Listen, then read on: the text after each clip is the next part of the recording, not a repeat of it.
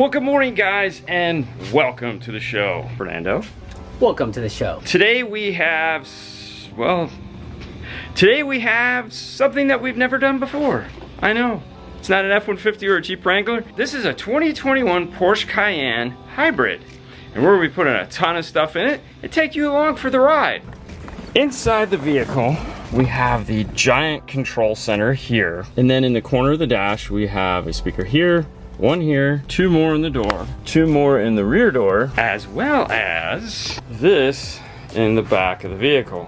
Hybrid battery, and then the subwoofer enclosure is located right here with the spare tire kit. This is the only space we get for the amplifiers and the processor. The box is going to go up here, which is nice because we don't have any more room. And this thing is getting a ton of stuff squeezed into it. Let's take a look. It's a bunch of brown boxes. BRAX DSP, Helix C One for the two Morel Ultimo 10-inch subwoofers, two more BRAX amplifiers, BRAX ML1, BRAX M3, BRAX ML60, as well as a set of Helix P62cs. To integrate it all into the car, we're going to be using the Nav-tv ZEN-V kit. Now, as we go on through the video, we'll take a closer look at those products. The plan is to get all that stuff in here along with a bunch of sound treatment, custom brackets, and whatever else it takes to get it in here. You ready? I'm ready. Where are you gonna start? I'm gonna start in the door. I gotta remove the door first just to see what's behind it and to get it out of the treatment. There we go. I'm gonna start in the back of the car, pulling the whole back assembly apart, exposing the factory amplifier, getting the factory subwoofer out, basically removing all of this so I can expose everything behind the panels. The back of the car is now disassembled, and I have to say, though it comes apart, let's say like a Volkswagen or a Jetta, the clips are twice as hard to get apart. Gotta move very slow, very meticulous, working your way through this. It's not an overly complicated thing, but like I said, they're in there to stay. This is where the factory amplifier is located, the Burmester amp, this. This is the multi-channel Burmester amplifier that we are taking out. This is only one of two amplifiers in the car. This is the second one that powers the subwoofer. This one is the one we are concerned with though, because we're looking for this fiber optic input located right here. That is going to attach to this piece, which is the Nav-tv ZEN-V. Inside this box is a fiber optic cable. This is for vehicles that do not have the factory amplified system. That's right, this can be used in the non-factory amplified. It will interface in with the fiber optic system that is going through the car. In the instructions here, it does explain how that all works, as well as you can go online and download the most up-to-date instructions. There's a USB for communication with the unit for flashing and whatnot. 12 channels of RC output if you are going to be doing RCA, as well as the unit itself. Some of you will recognize this from the Ford videos we do with the Zen A2B. Same case, different software. On the end is a dip switch panel that corresponds to what type of car you have and what type of features you'd like to retain from the factory radio. It also has the wiring schematic. On this there are 4 wires. One is a remote turn on out. Now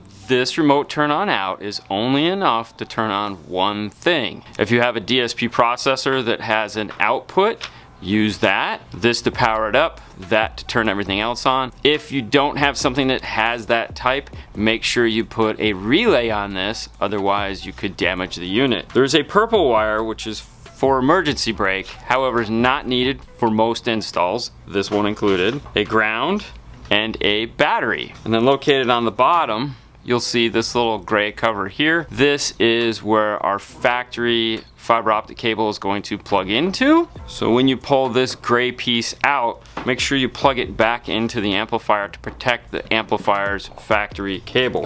For this installation, we won't need this because it has the factory amplifier, and we're going to be doing Toshlink out of this to our DSP, so we won't need these either. One thing to note is that they will both work at the same time. If for some reason you want to do a Toshlink and RC output, I don't know why, according to the instructions, both still function. Now, I'm a firm believer in testing, making sure everything works. I don't like a big surprise at the end. Therefore, I have this, which is a Toshlink input to RCA output, plugs into the wall, and this will allow us to test the output of this to make sure that there is signal coming from it.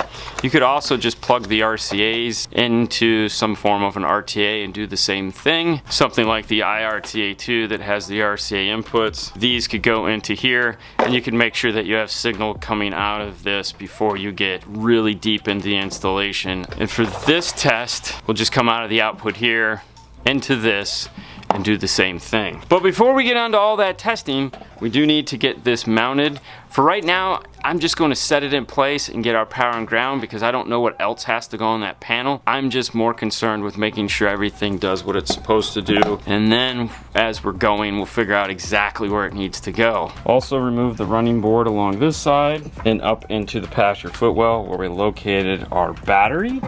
Inside the battery, we're lucky enough to have this screw point right here that we'll be able to use for our 0 gauge ring terminal. Plan is to use this space right here to mount a fuse holder and then bring the 0 gauge up along this side. All of our speaker wires will be located in these two harnesses along with the power wire for the Zen A to B. The other nice thing too is that there are a ton of factory ground points, like this one right here. There's another one over here.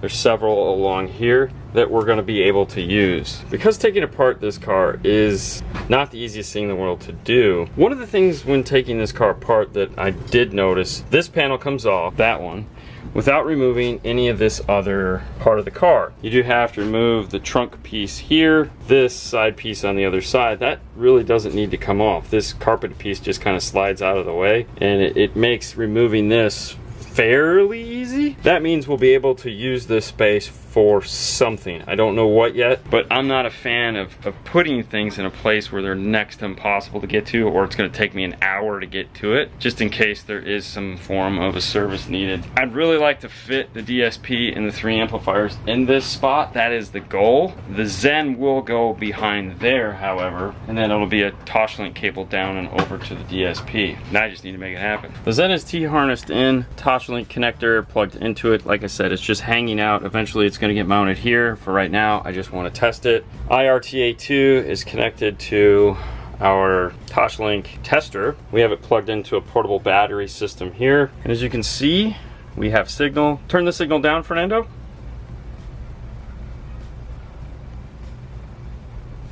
It slowly but surely comes down one at a time. So that is telling us, if nothing else, we have a volume that's coming from the radio that's going up and down with the volume control. So we're good there. I'm excited. I just wanted to make sure that works. With that test done, if nothing else, we have volume coming from the head unit that's going to go into our DSP. When we're done with the total install, we'll make sure that like the backup sensors and the lane departure warnings and all that still come through. We've never ran into a situation where we've had that and not gotten those, but still test for them. There is a chance you may have to go into the software afterwards and turn the volume up on those, which we do quite frequently. Some people wish we hadn't, but you know, you want to make sure you hear the backup sensors. With that out of the way, I can move on to the next phase of this, which is figuring out if everything is going to fit back there and placement for all the equipment that is going into the trunk. Fernando's managed to get the front door panel off, the speaker out. It's sitting right there. We'll take a look at that when we look at the mid base for the door and how we're going to mount those. That means it's time for sound treatment. What is your plan of attack on this door? Roll the window up, sound treatment the back of the door,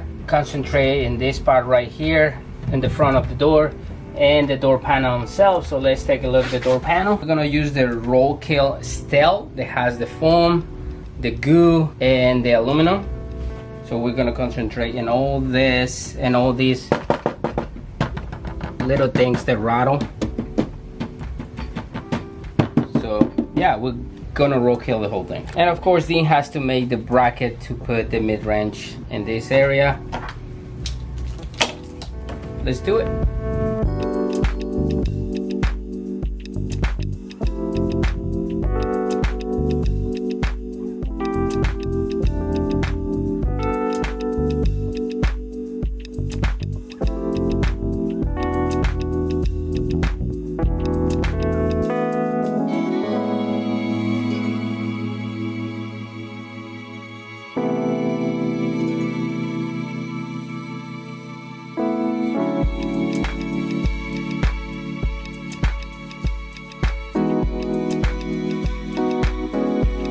For the doors, we're gonna be using the BRAX ML3, made in Germany by Audiotech Fischer. They come in a wood box. This is full on wood, handcrafted high-end woofers. Flip up the little, yeah. Inside the box, this is serial number 387. They are personally signed here by both Heinz and Julian, the owners of the company. Inside, you have your certificate, then you have the basic overview of the speakers themselves. You have your technical data sheet here, recommended enclosure volume, and then all of your measurements for building out any type of mount that you're gonna need. They come in a ton of foam. Comes with a screwdriver, Torx, bag of screws with a drill bit. Inside is the speakers. Now they have this dusty look to them, which is unique to this. I don't want to touch all over it. A rubber surround, treated cone, treated dust cap, good sized magnet on the back, vented pole piece with grill, rubber around the magnet itself, oversized voice coil. The terminals here, you unscrew them, put your ferruled wire inside. The screw heads have a negative slash here and a positive slash here, and you can also fit a flathead into both to make sure you get them, you know, tight on the wire. An aluminum basket. Inside there's mesh covering all the openings, just like on the back. There is no grill in the box. If you do need one, there is one optional for you that is available. The screws that it comes with do have the pin inside, so this is the Torx with the pin in it. I'm really excited. I can't wait to actually hear these, but let's take a look and see what these are going to replace. This is the factory Burmester speaker for the front door. It has this grill over the front. This is something that Porsche loves to do. Inside it has an oversized driver. It's a metal basket. However, it is attached to this plastic. It's glued into place. The tinsel leads are soldered into this plug here. What I would like to do is unsolder the tinsel leads and remove this, make our new bracket to go right into this, because you can see it's substantially deep. I think that would be my best course of action. It has the silicone gasket on it. But what you'll notice is that there is no foam or anything like that, which you typically see on a speaker. The way the door panel is designed, this just gets up into it, and there's a cavity that's around it, which I'm guessing is to push this all through. Surprisingly, it didn't rattle that much, considering like when you touch the door panel, there's a lot of places that rattle on it. We'll take care of all that, of course, once Fernando gets to it. Now I'll see what I can come up with as far as the integration goes. With a little bit of heat, this actually popped right out. I was able to unsolder these two terminals and remove this driver from this mount. Then I sanded this flat, took a closer look at it, and I was like, you know what? I don't know if I want to use this. However, I do need this to make my template. So what I came up with is actually this. The driver sinks down into the mount. It's not screwed in yet. It sinks down in, so it's perfectly flush with it. When you take this with its front grille and this, we made them the same depth. What this is constructed out of is a piece of 1/4 inch ABS on the back plate. This is going to get screwed into the door, and then 4 layers of 1/2 inch blown PVC for the actual mount itself. 3 of them are structural that this will attach to, and then the one here is just the front piece to sink the driver in. And then we've added a round over to that. It's not screwed together yet because I still have to make the passenger side. And with that, let's head over to the router and I'll show you how I made this. What we want to do first is measure to see how big of a piece of plastic we need. This is 10 inches. I like to go a little bit over, so I'm going to go 11 by 11. Pre-cut one already. This is the ring out of the passenger side door. On this bracket, it has these screw downs for that top grill. When I set this on top of here, I'm gonna take my drill bit and go all the way through and then come up underneath with a screw. I don't wanna screw down into this, it'll get caught up into the router. If I come up from the bottom, I use a pan head like this. It'll just ride across the top, kind of like roller balls.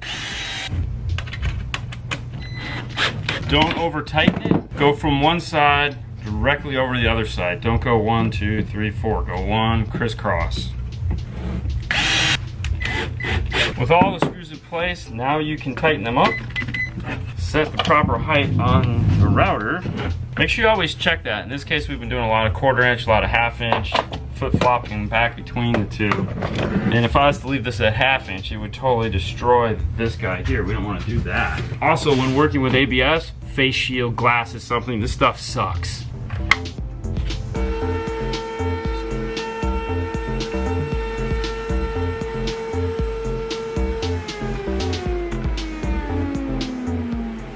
Before I remove it, there's these extra holes here where the screws are actually going to screw into the car. Pre-drill those now.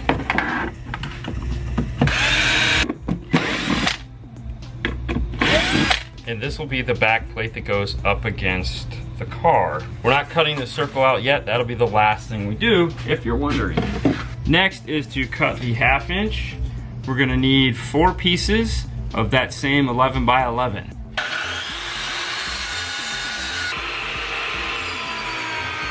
I'm gonna flip this over so that what would be the top is now down, because I don't need all these extra pieces. Those are for screwing it down. I want this outside lip. Line it up on my piece. And I'm gonna do the exact same thing I did on the 1/4 inch piece. I'm gonna drill my holes through the top down.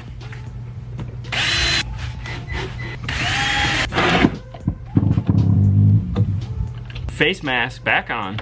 All I need is the outside, just like before, nothing on the inside yet.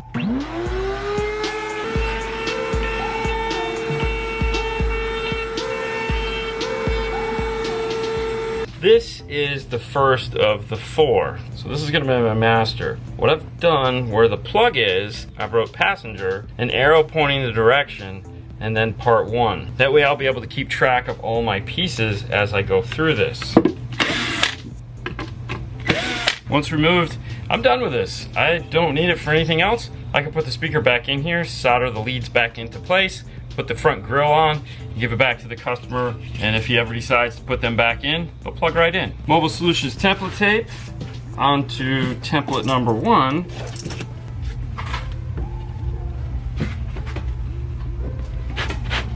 Stick it into place. Check the height, always check the height, and router it out.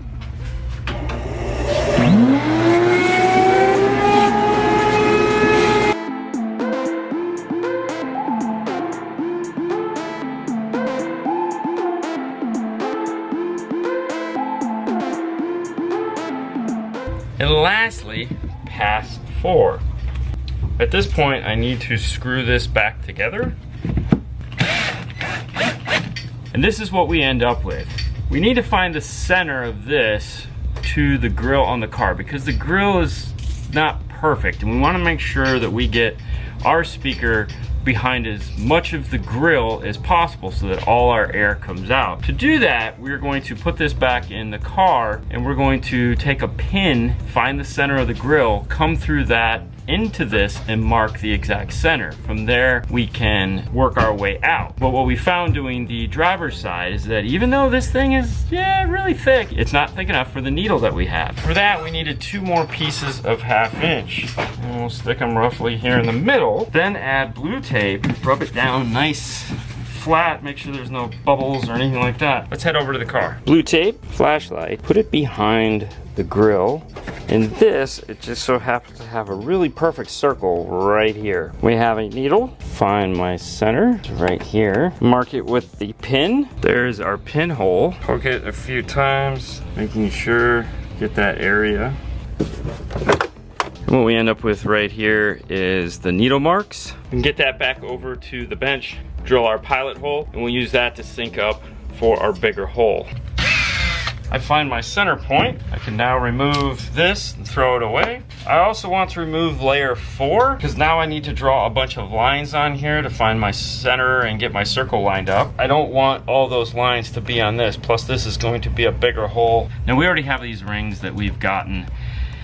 Mobile Solutions sells a pair that we use. If you don't have one of these, you could simply use a compass from that center point and get the radius, or do that onto one of your scrap pieces, get it cut out, and then apply it to this. Using a straight edge, draw 6 or so lines on this. With the straight line through the center, I can find my left and right. And this also has holes on it, so I know where a straight line between my template is. So if I can get the distance between here and the distance between here correct, then I know it will be correct from top to bottom. When you're happy, trace your circle. Now I just trace it because now I'm going to deconstruct this back out, router out my main circle into this, and as I go stack them accordingly. What that basically means is I'm going to tape this onto here, take it to the router one at a time, and as I get this done, I will work my way through all of them.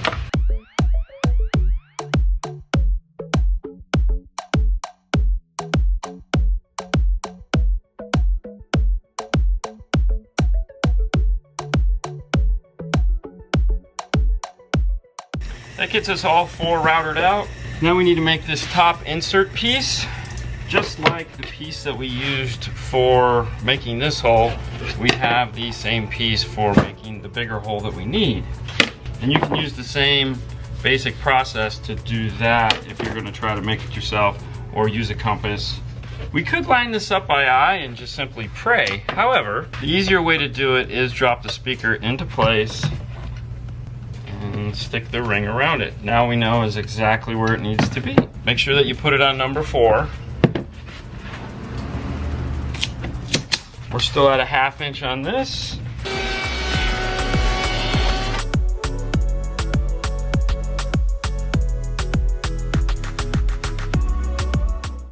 Always clean off your templates when you're done.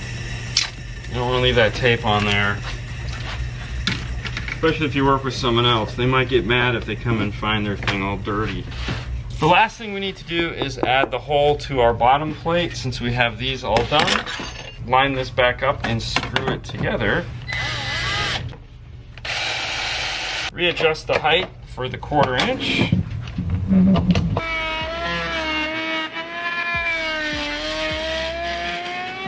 And that does it. Now we have a matching left and right, or drivers and passenger. The last step for this is actually adding some screws. Don't think that template tape is gonna hold these together for like a permanent thing. That's not how it works. I'm going to screw from the back side and from the top side, sandwiching all the pieces together. Once I'm all done, I'll show you guys the finished product and we'll get it into the car, or I'll get it over to Fernando and let him get it in the car so I can move on to the next thing. You ready, Fernando? I'm ready, man. He's always ready.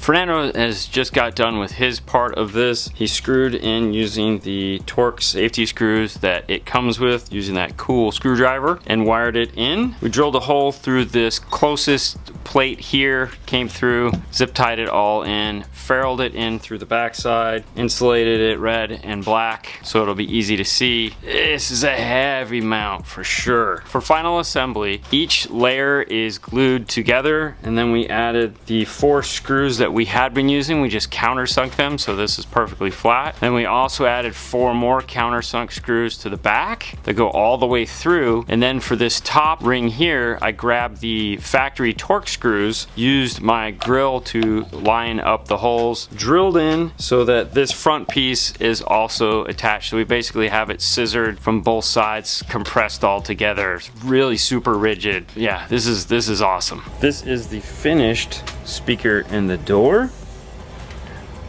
We've added a thin layer of foam as well as a connector if the speaker needs to be serviced. There's 6 factory screws to hold it in place. Let's take a look at the door panel with that done. What did you do? I cut a lot of pieces. I see that. Exactly. Big pieces in the bottom side because you go around the whole door panel. This is really hard to do, you know, but little by little we'll finish it. Looks very nice. And in the top we're gonna put the factory one. That actually did a pretty good job. Yes, they did. To recap, what we have is the factory insulation, which is about a 1-inch thick piece of insulation. Then we have the foam, the butyl, the aluminum on this, and then on the door itself, full baked potato on both front and rear, covered.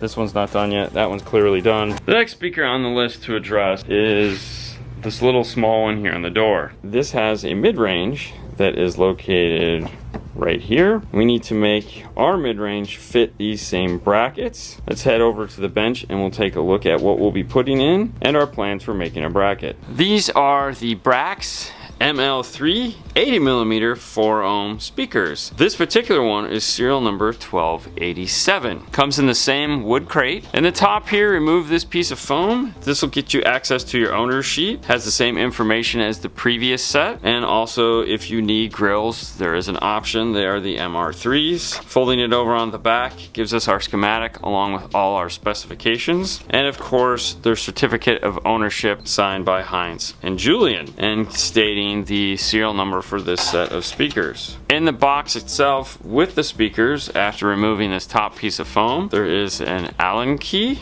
as well as a bag of Allen screws. The speakers themselves are miniature versions of the 6-inch. Same rubber surround, same interesting style cone. However, when you get to the back, you'll notice it has this really cool round shape to it. And then the Allen screws will also work here in the speaker terminals, which are designed to come at it this way and not this way. The task at hand is to make this speaker fit where this speaker was. And when you compare the two in size, our speaker is smaller as far as the diameter goes, which is great. This will fit in there right into the factory hole. We are going to have to make this back piece here in several layers and make that sandwich into place and screw in. However, we also have to keep an eye on how high they are, meaning this speaker can't get much deeper than this one or it won't fit in the car. Fortunately, our speaker is lower than the highest point, which is this, and that will give us enough room to mount this the way I want to mount it, with an 8-inch bottom plate and then some 1/4 inch on the back,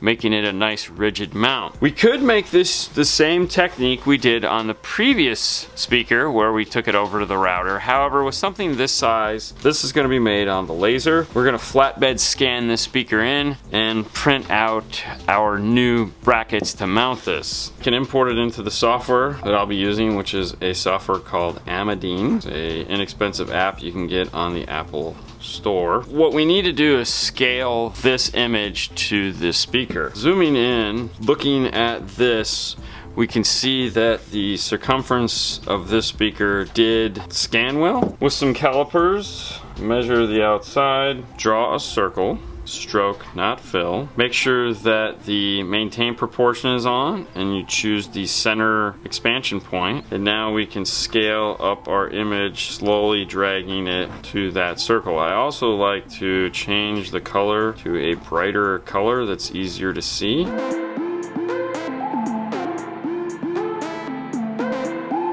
Once you have that to the appropriate scale, start adding in features like the little corner holes here and here. We'll start with a box, just our corners, make them more round. Zooming in and out will make our lives easier. One thing I almost forgot to do was add my crosshairs. We'll need this when we need to go and add in our cutout for the speaker. Now if we do that after the scissors, it's going to lose the ability to do that properly. And that gets us our first corner piece. It does have a little bit of rounding here that I want to get rid of. The next step is finding out how big our circles are here. Now these are oblong, but for the speaker we're adding, that is not going to be a problem. Once we have that one corner, we can copy that corner to the other three because they're basically the same.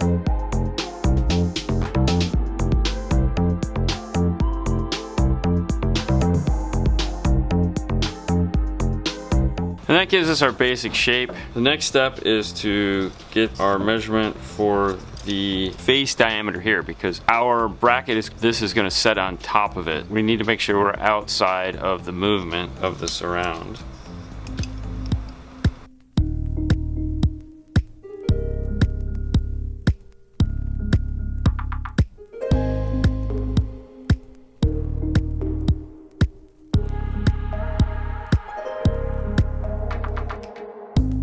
And this is what we've come up with. The blue layer, the speaker is going to sit on top of, just like this. The green layer is a spacer that is going to be the same thickness as the speaker itself. And then the red layer is going to be a back bracket. And the three layers will come together to make a mount that this can then sit in and attach to the factory screw provisions that this has. Make a nice rigid mount for this to sit in the car on. Next step is to get this over to the Glowforge, get it printed out, and then we'll take a look at it. Here are the three pieces now that they're cut out. The reason why this is white is this is a little bit thicker material. This will sit on it just like this, and that will give us our mount that can go down and attach to the factory screws. This piece will go on it next, followed by the back plate. And that will lock this speaker into this, giving it a nice rigid mount into the car. We'll use some Allen screws with nut and bolts, not the ones that they come with, because we're gonna need a nut and bolt to sandwich this all together. And with some foam added to the front, this is our finished product. It'll screw down into the factory, just like so. And with this done, I can get it over to Fernando and he can get this bolted up to the door and we get the door panel back on.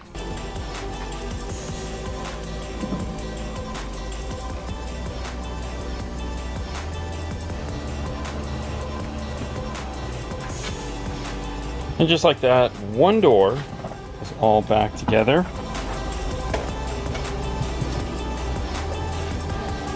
Next up is the tweeters. These are the BRAX ML1. It's a 28mm tweeter at 4 ohm, and this is serial number 979. Comes in that same awesome wood box. You have the certificate with your owner's manual, and the parameters are on the back side of it, along with all your measurements. Designed to sit here. Foam goes in. Now you see this and you think, oh, these are 28. Oh my gosh, these things are huge. Yes, so we have some gigantic tweeters that are going up inside of here. This spins off of the back, and this is the one and only mount that they have. There's no angle mount, there's this and this. You also get the Allen key for it to adjust the screw.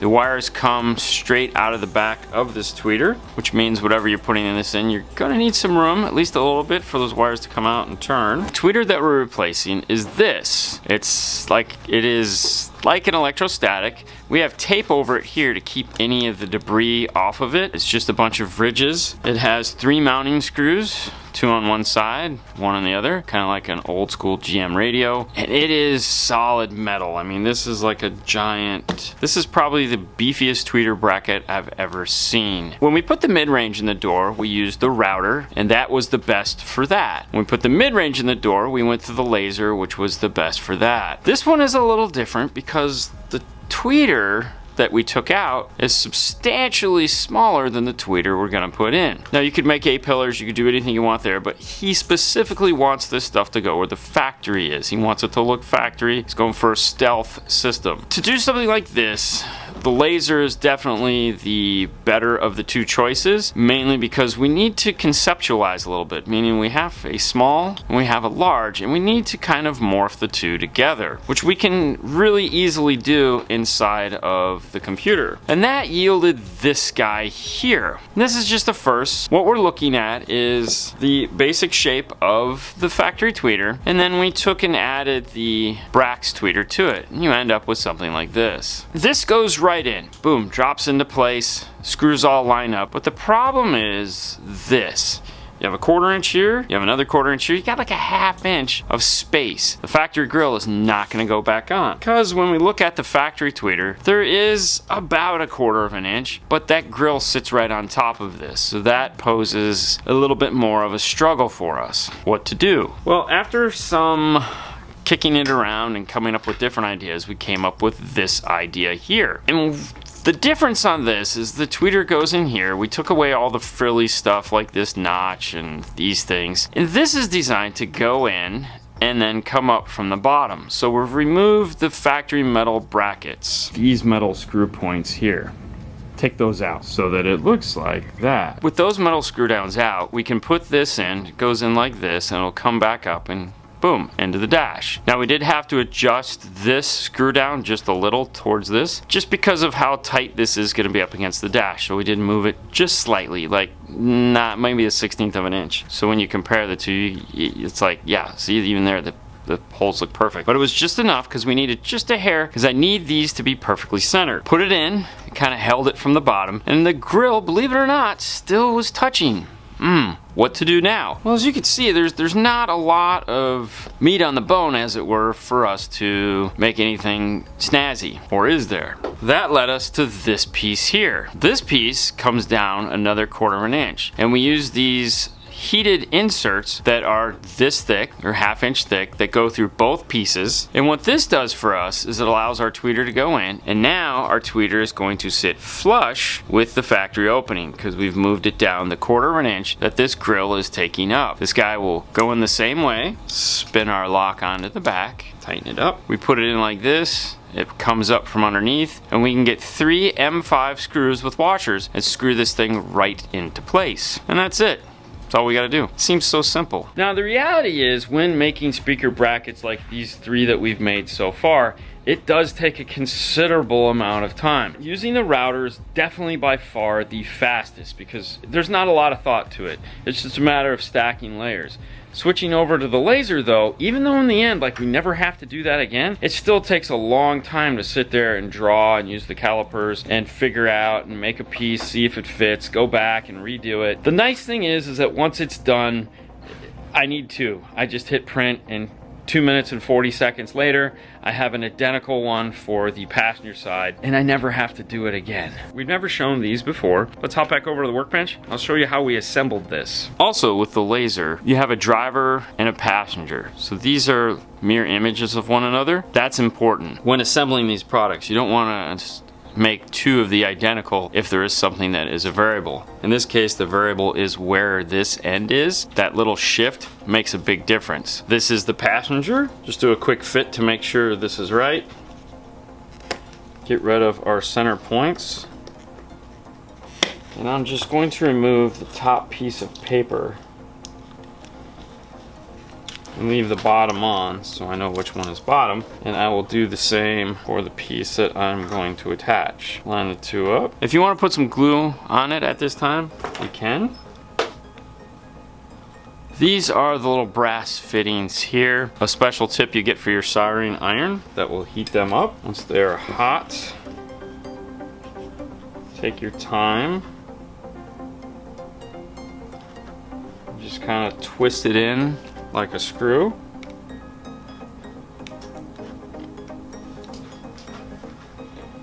Don't go too fast because you don't want to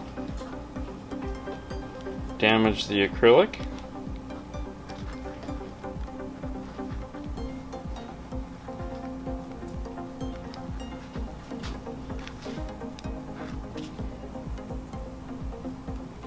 And there's one. It's really convenient to have like a pair of needle nose around because you're just wanting to grab stuff. Don't grab anything, whatever you do. And they do take a couple seconds to heat up. I'll get the rest of these heated up and stuck in, and we'll take a look at it when we're done. With all 3 in, we end up with this guy here. Our tweeter easily slides into place. Line up our inputs for our wire and spin the lock in. Driver, passenger. I can get these off to Fernando so that he can get them into the car.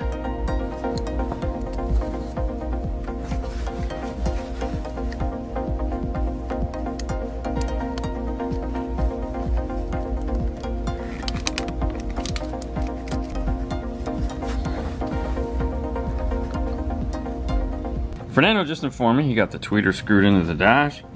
We used 3 M5 Phillips screws to make it a little bit easier to screw it in, because that one right there, that one was a pain, right? It was. For the rear doors, we're just going with a set of 6.5 inch components. We're going to be using the passive crossovers. They're the Helix P62cs. The set is made up of this passive crossover right here that is super sexy. I really like the way they do these, like this look. It's pretty cool. 1 inch dome tweeter and a 6 inch mid base. Rubber surround, treated cone.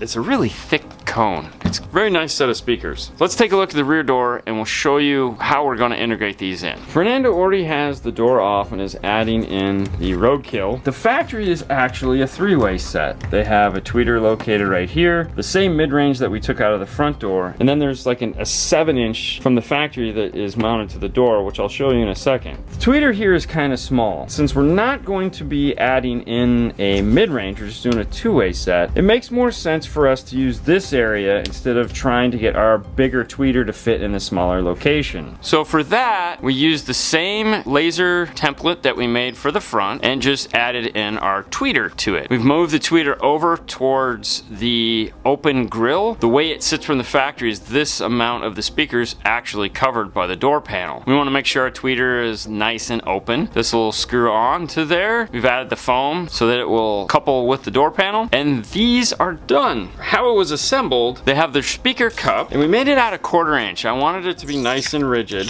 This goes in like so. Then they have that standard back plate. Screw goes in from the front, push it into place. The next step I like to do is remove this. I don't like this sticking out. For that, I'll just use a small set of bolt cutters. The only problem with doing that though is that now I have a sharp piece here, which I don't want. So I'll use my disc sander to sand it down flat. Not spending a lot of time on it because I don't want to heat up this screw and have it pull through.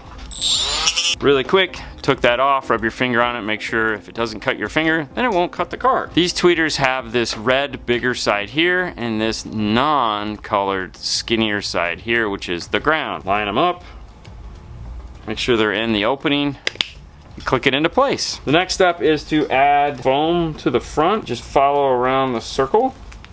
And now we have a set of tweeters for the rear doors. The mid base for the rear is going to be a little bit more challenging. This is like a miniature version of the front speaker. Uses the same basic technique. It has the metal driver inside of the plastic housing, as well as it's soldered in. And I think what I'm going to do is basically make the same style mount that I did for the front door for the rear door. So if you didn't watch that video, make sure you go and check that out. Let's see what it looks like now that I'm done. And here it is, a smaller version of what was in the front door. This one is a 1/2 inch thinner than the front door. So there's 2 pieces for the back, 1 piece for the front, along with the back piece made out of 1/4 inch ABS. Our Helix speaker drops right into place.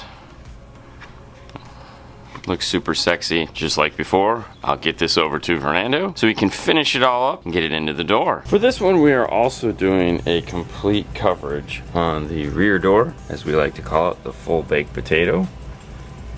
Tweeter is mounted in place. And the rear door's full sound treatment. It has an insulating pad just like the front door he hasn't put on yet. Let's take a look at what the speaker looks like mounted in the door.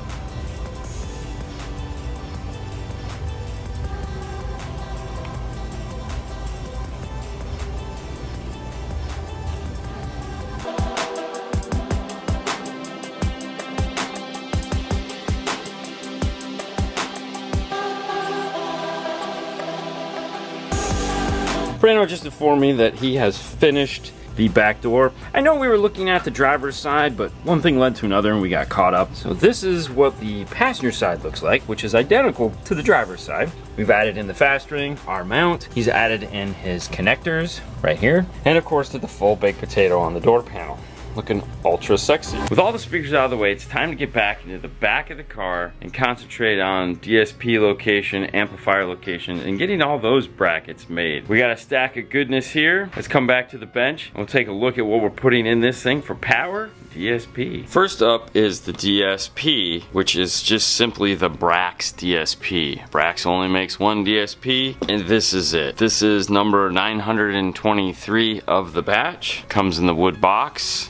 First thing on top is a t-shirt in large. Then the owner's manual, they're again signed. Each one of these is handmade specifically for the application you're going to be putting it in. When you decide to buy one of these, they send you a sheet like this and you fill it out with what pieces you want to go into it. Each part in this is also hand-picked specifically for these processors. Inside is the big heavy DSP. This thing is a monster. As you see, it is quite thick, coming in at 2¼ inches. The overall length is 12¼ by 8. You definitely need room to install this somewhere in the vehicle. This we had designed for optical input, and then they just filled in the rear with the analog style inputs. On the back of the unit, it also gives you a general idea of how you can build this unit out with both analog or digital inputs and analog and digital outputs. For the output, we are straight RCAs going to our amplifiers. In the box, you'll also find some Allen keys and the USB connector that we will be installing in the vehicle with this unit. Amplifier wise, we'll be going with 2 of these, the GX2400. This is serial number 1360, the other one is 1359. It is 473 millimeters long. This is a big boy amplifier for sure. It's a 4-channel amplifier. It comes with a shirt as well. They're again large. Underneath the shirt we find our materials. First, the owner's manual that on page 13 starts the English portion of it. Congratulations on your purchase of this high quality Brax amplifier. Gives us the basic layout as far as whether you're using the mono block or the 4-channel, and some pictures of the inside with notes corresponding to what each one of the features is, and then some general instructions on how to connect the amplifier. You also get all the audio precision burn-in sheets to tell you how the amplifier tested. A little bit better than just a power rating for sure. Then underneath is the gigantic amplifier. Also in the box over here in the corner is a set of Allen keys. For those of you not up to doing the conversion rate from millimeters to inches, this is 18½ inches long and 9½ inches wide and 2¼ inches deep. Very similar in shape to the DSP, which if we bring up next to it, it's the same height, however is a little bit differently shaped. The way this amplifier breaks down is you have the power on this end, you have the speaker and RCAs on this end.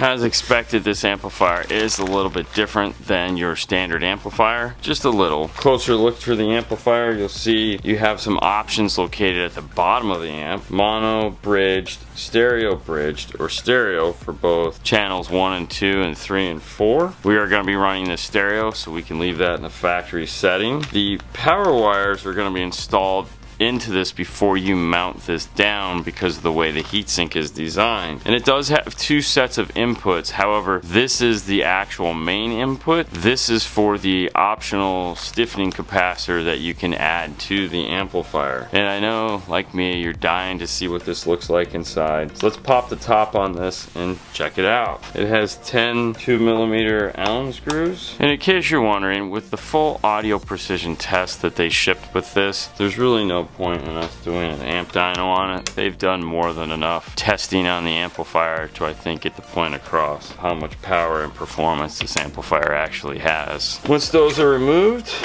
there's also 4 Phillips screws located here on the end with the top removed. So starting here at your audio section, slowly pan across the top of this.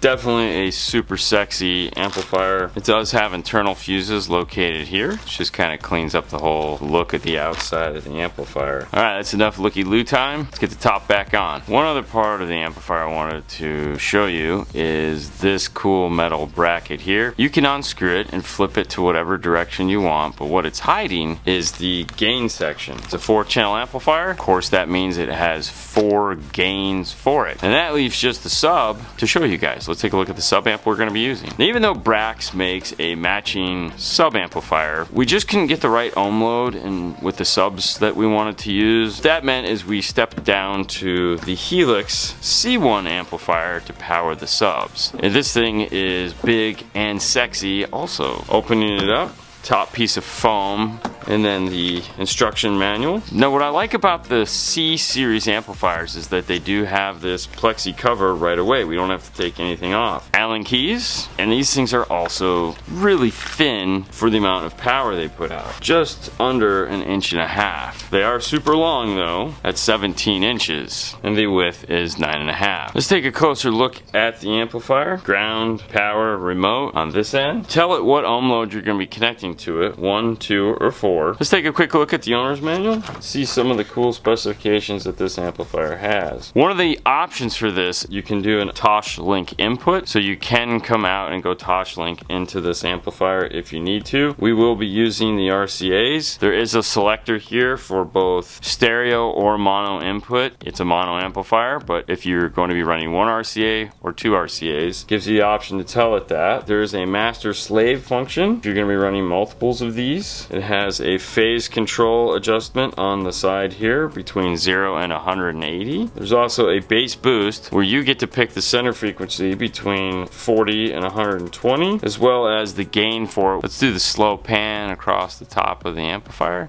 to give you guys a closer view of this particular amplifier.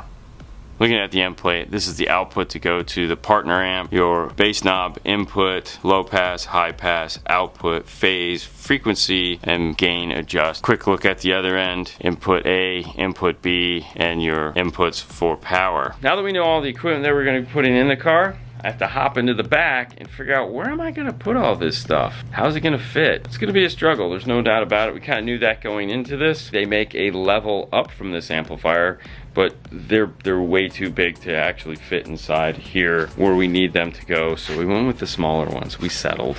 I know.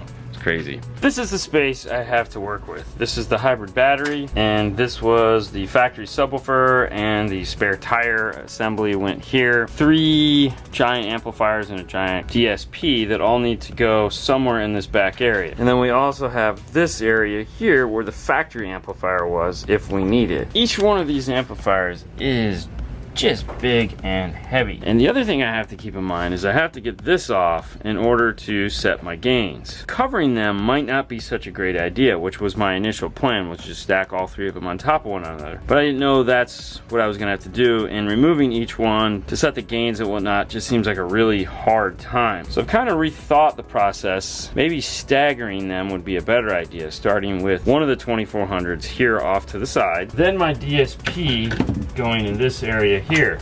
All of my connections for the DSP are going to be on this side. These are the outputs going to the amplifier. The only thing that's going to go on this side is the power, ground, remote, and the Tosh-Link input. These others aren't going to be used. If need be, I can cover those and then add the other amplifier into the mix like this. That way I have access to both of my gains. Once I've plugged the USB into the DSP, I really won't have to get to it for anything. That would mean I would have to take this C One amplifier and put it where the factory amplifier was. After staring at this for an hour or so and moving the amplifiers around and just seeing what would work, this seems to be the best option, and then putting the power distribution up here. Either way, what I want to do first is get my floor and my back piece made, so at least I have a practical idea of where everything is going to go. For that, I'm going to be using the 1/2 inch Sentra because I want the thickness and the rigidity of it, and I'll be stacking layers to make it fit how I want. Let me get this out of here. I'll get some measurements.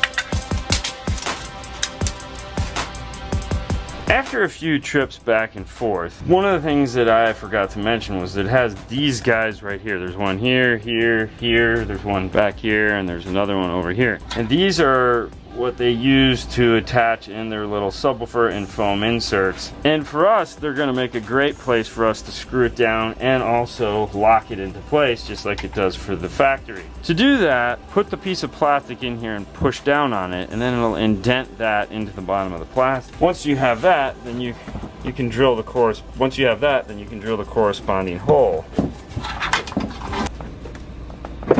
Line them up, and then it drops into place. The floor, as I found, is not level. There's a dip here in the center because it's kind of U-shaped.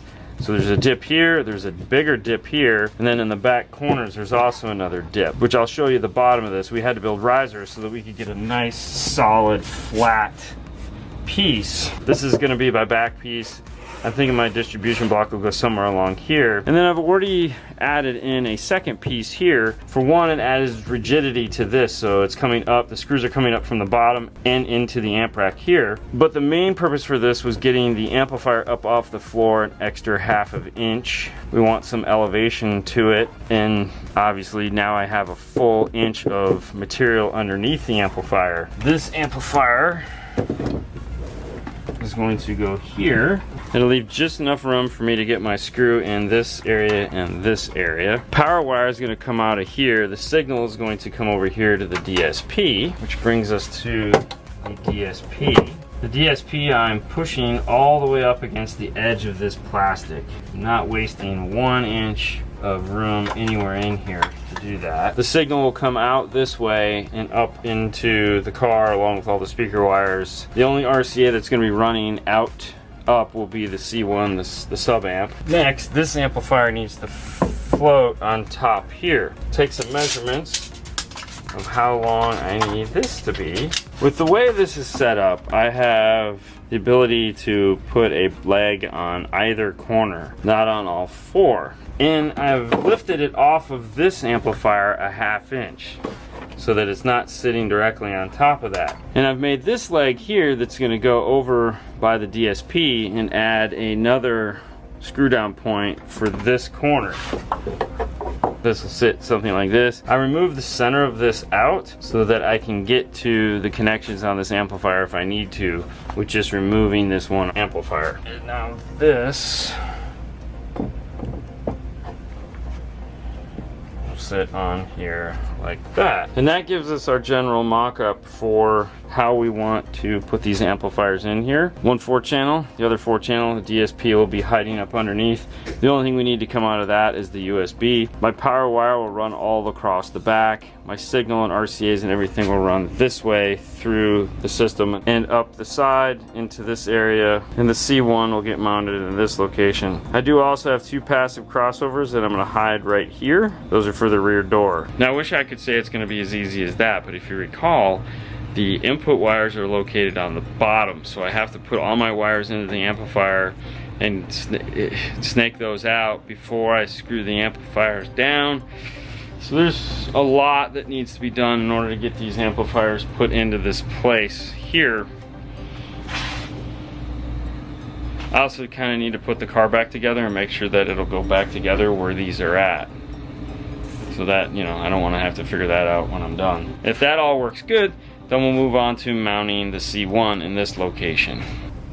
With all the pieces screwed together in its final assembly, I still have to take it back apart, but this is with everything screwed into place and carried it over from the vents to drop into place. Was able to put the back panel back in to make sure that once it all goes back together, everything will just snap back in place the way it's supposed to. That means this part of the job is complete and we can move onto that. For mounting the C One, we were able to repurpose the factory amplifier mount and adding our bracket onto it and doing some very precision cuts and tucking and fitting, and it took a couple times to get exactly where this needed to be, but we were able to get this securely mounted behind that side panel with it fitting and able to breathe and move around. The nice thing is here on this end is all our gain controls, which will be able to get through that pocket like I had mentioned earlier, which is really cool. We are going to be running this in the mono input, so we've selected that switch, and we're going to be running it at 1 ohm, so we've selected the 1 ohm switch here. I don't need to attach any wiring to this to get it into the car. The wiring will already be in the car once we get the bigger amp rack into place.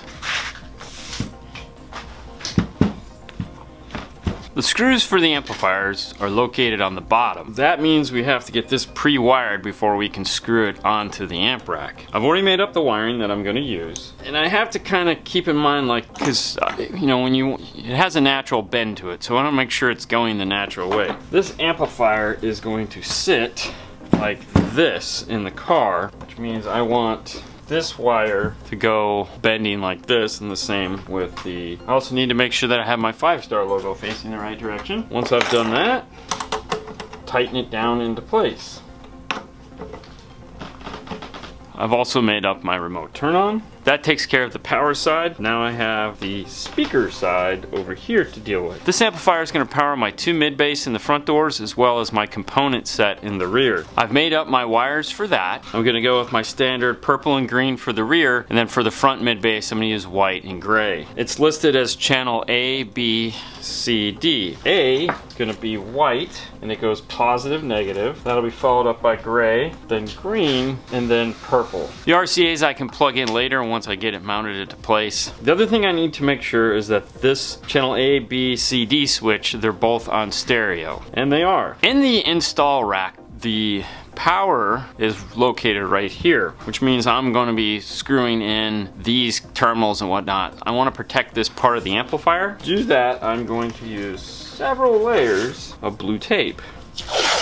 And then because I am a little bit paranoid, I'm going to take some duct tape, which is way thicker, and stick that on as well.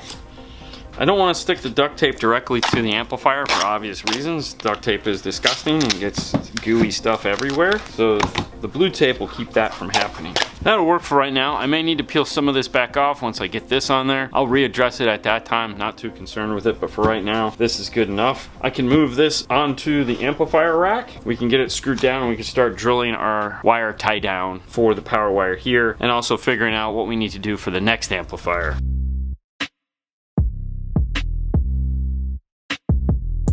On the T-Spec power distribution, it goes power, ground, remote, power, ground, remote, all the way down through all 4, and you have your inputs for your fuses. First wire I need to get into place, my ground. What makes these T-Spec blocks unique is that they use a Torx instead of the standard Allen.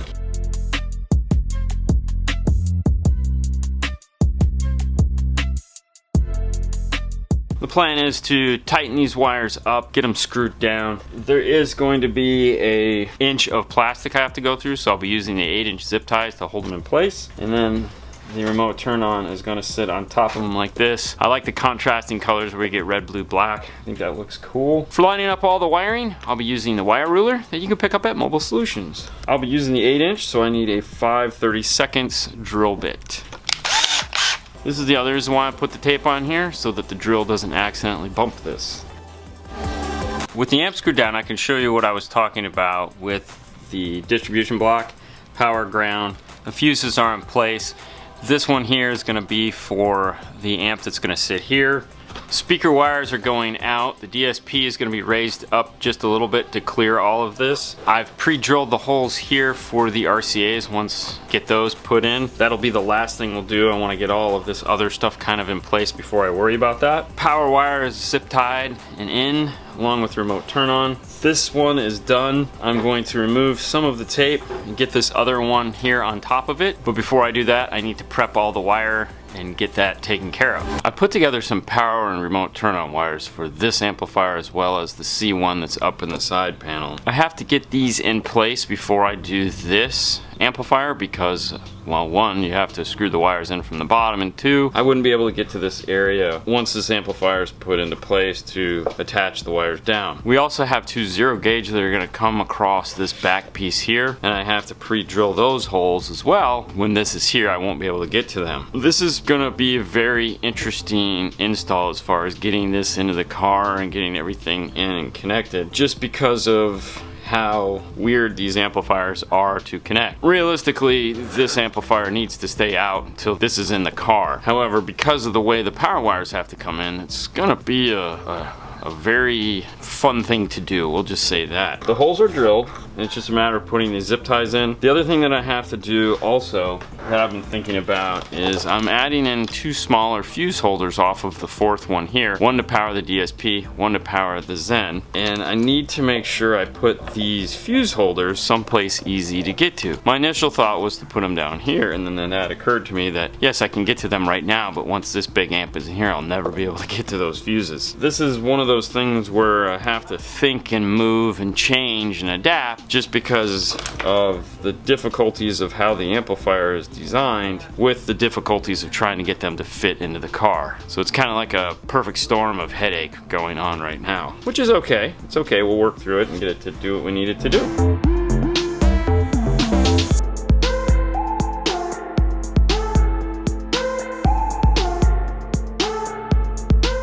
a little bit of time has elapsed since the last cut that was like that. The reason for that is this was an intense amount of stuff that had to be done, and I really had to focus on it because I had to make sure I got things installed in the order they needed to be in order for this whole assembly to work. The inputs are attached to this, and how we're going to access it, if you'll notice, this now has a towel on it. We had to pull the tape off. Is we're gonna flip it like this.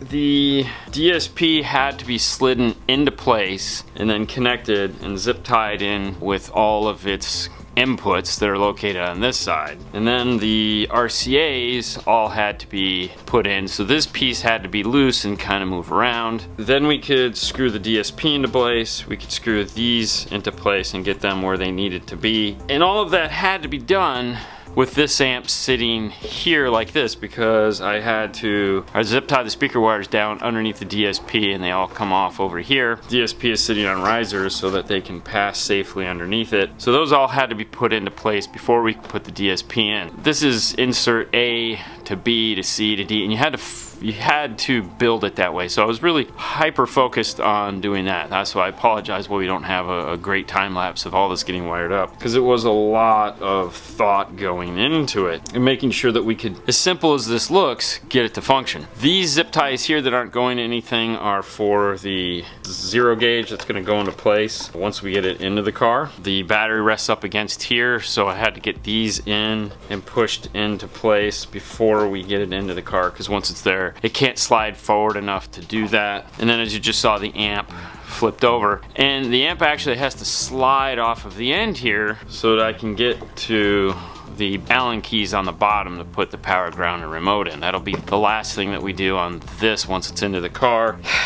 Yeah, so there's a lot going on as far as just trying to get this in, and that's not to say once I get it in the car I don't have to take it back apart, which I'm probably gonna have to because I need to get to this bolt underneath here. If I can get to it, there is some room off of this end. I might be able to get in there and get it in, so that's my hope. Otherwise I'll have to pull these screws back off, twist this, get it in, twist it back into place. Yeah, these holes are pre-drilled, so I do have room to run the zip ties on this side and get it all fastened out. So this has been a lot of fun getting to this point. And then once we're done, we can flip this over and very carefully set all these where they need to so that this will slide into place, and then it'll screw down. When this is screwed down, I'm gonna be super excited because then we know we're almost there. Almost, because we still have to get the C One on the side connected, but I have the RCAs, I have the power wire going off to that. That'll be a lot simpler than dealing with this.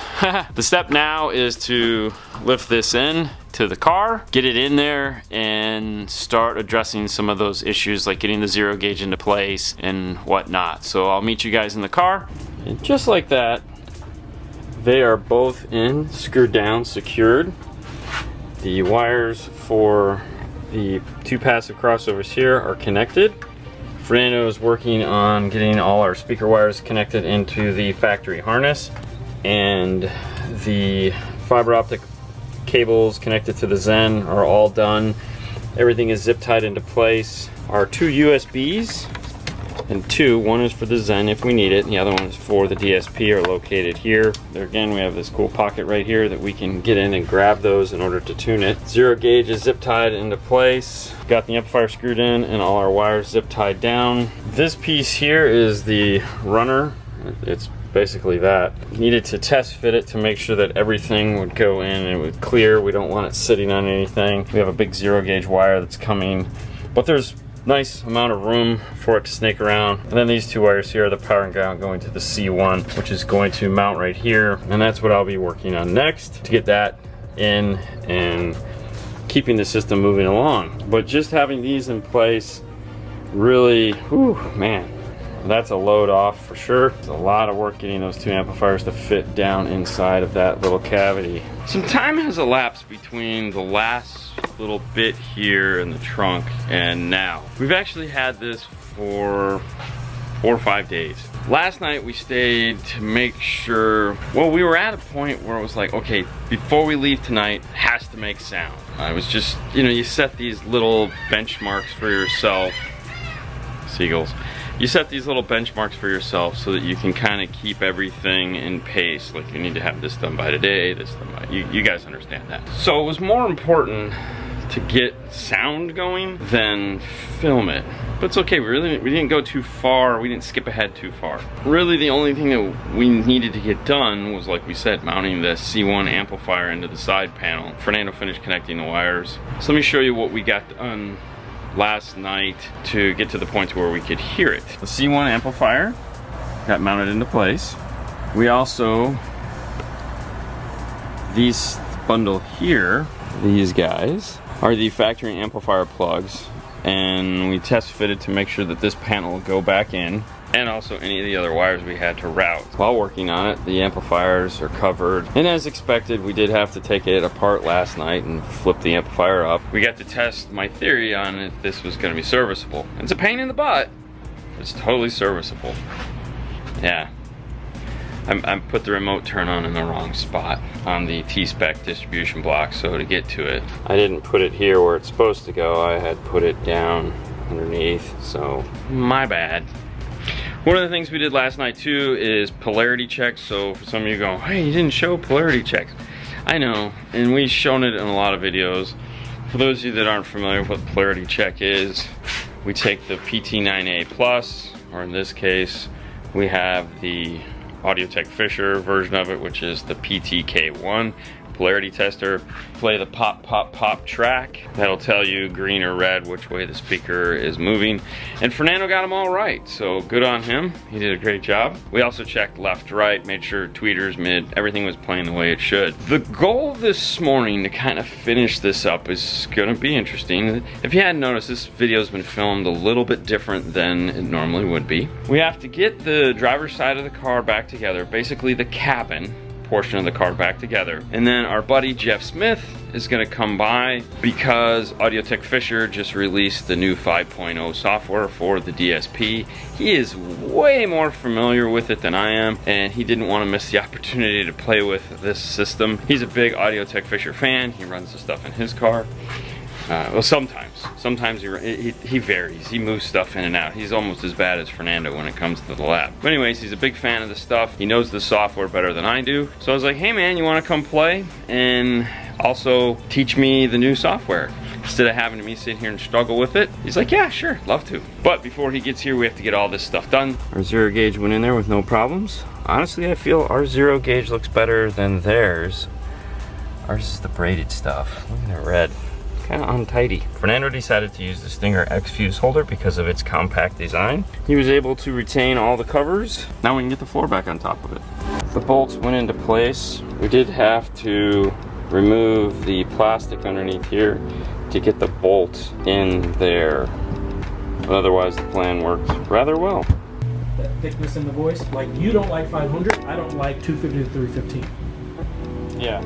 So 500 stayed the same, but the 250 to 315 for me is what gives it that sound like this. Yeah. So that's what I use to bring that chestiness out of it in order to bring it down.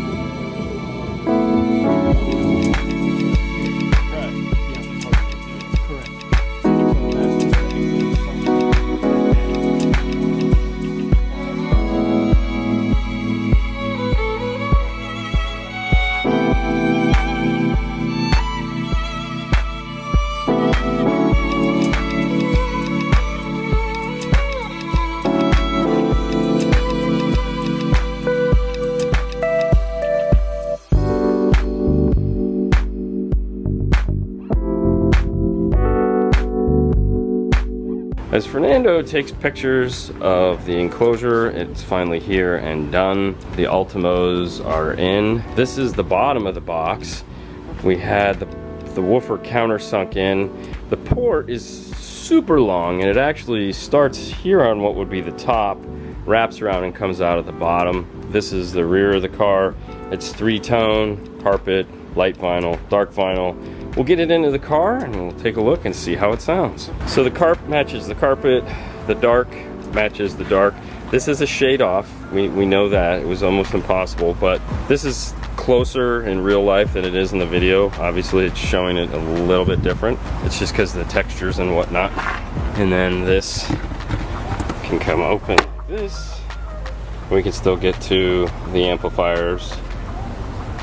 So now with the box finally in, we can hop into the car, take a final listen. The speakers are nice and broken in because he's actually had it for 3 weeks? Brett? Yeah. 3 weeks? You've had it for about 3 weeks? Yeah. So we'll finally get to hear it again, and then we'll get to hear it with these new subwoofers, which will probably take a little bit longer to break in. You excited? Super excited. How you liking it so far? Love it. Yeah, his wife hasn't been able to find him on a couple nights because he's been chilling in the garage, taking advantage of that hybrid. Just, you know, playing it. Oh yeah. Yeah, oh yeah.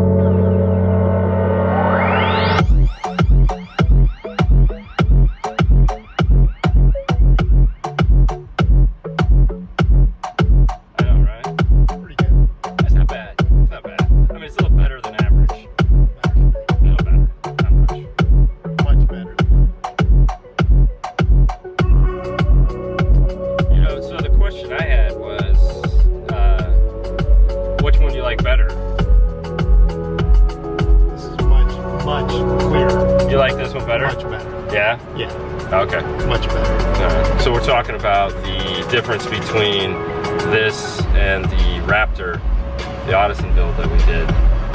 Yeah. I mean, to be fair, this is a great system. This is way different stuff. Yeah. So I mean that truck sounds awesome. So that was great. You know, this is a different level. You doubled this. So I mean this is almost good. double what you did for that. Yes. So this is good. Yeah. Yeah. Good job, I'm still having a nightmare about those tweeters in the dash. I want you to know that. I can make you sweat a little. Oh, I sweat a lot. What are you kidding me? I couldn't make it easy. Oh my gosh. Come on. Oh no, that was it. Good stuff. Good job, guys. Oh, thank you. Thank you. Well, guys, that's it for the Porsche build. We hope you enjoyed this. Fernando, go for it. On to the next one, guys. You guys have a great day as always. See you later next time. Bye.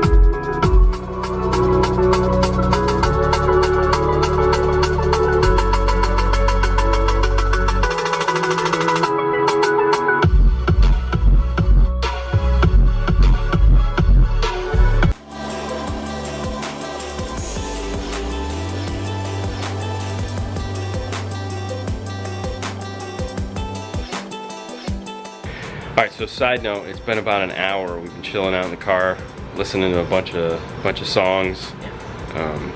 Wow. Man, it sounds fabulous. Sounds fabulous. Way to go. Good job, Fernando. I know.